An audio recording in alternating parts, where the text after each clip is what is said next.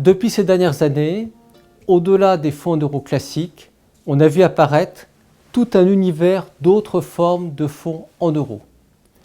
Avec la montée en puissance des plans d'épargne retraite individuels, qu'on appelle aussi les PERIN, il y a aujourd'hui beaucoup de fonds en euros retraite qui se sont développés au sein des compagnies d'assurance vie.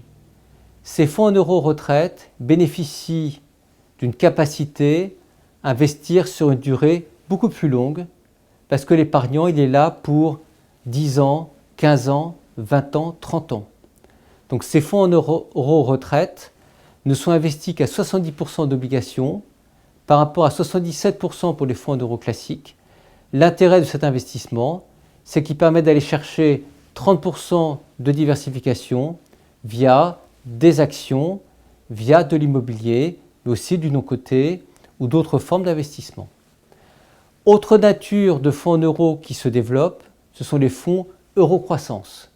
Ces fonds euro-croissance, on le rappelle, ne bénéficient pas d'une garantie du capital au jour le jour. La garantie n'est apportée qu'à un certain pourcentage et à l'échéance retenue par l'épargnant.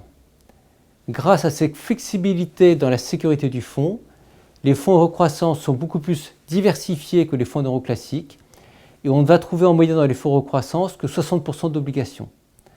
Donc ce que l'on voit, c'est que selon la nature des fonds, les gérants adaptent l'allocation pour aller chercher la meilleure performance financière possible en intégrant la sécurité apportée ou non à l'épargnant et en intégrant aussi la perspective de durée de placement.